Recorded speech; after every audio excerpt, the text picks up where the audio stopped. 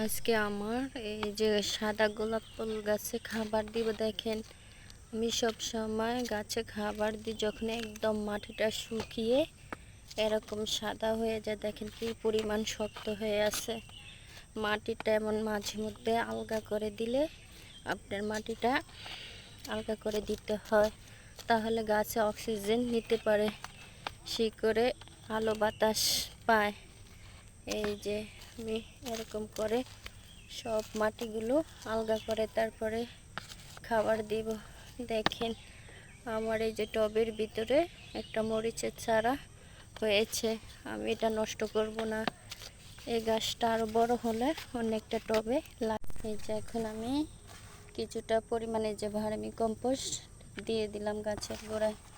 15 দিন পর পর যে কোনো খাবার দিতে পারেন, ডিমের খোসর গুঁড়ো বা আপনার গোবর সার, শুকনো সবজি খোসা, পচানো পানি, সব কিছুই দেওয়া যায় 15 দিন পর পর।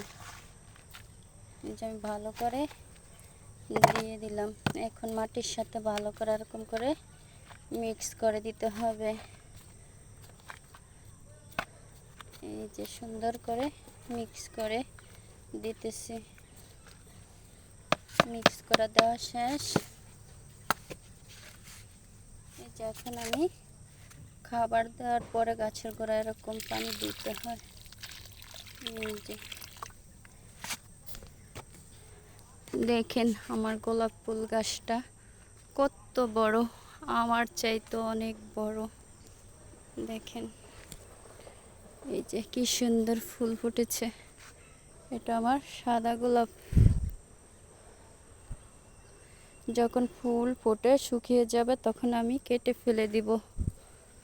এই যে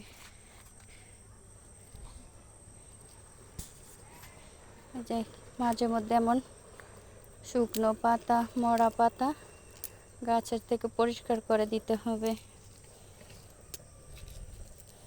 আমি সব সময় যে শুকিয়ে যাওয়া পাতা, কুড়ি এগুলো ফেলে দিই কেটে।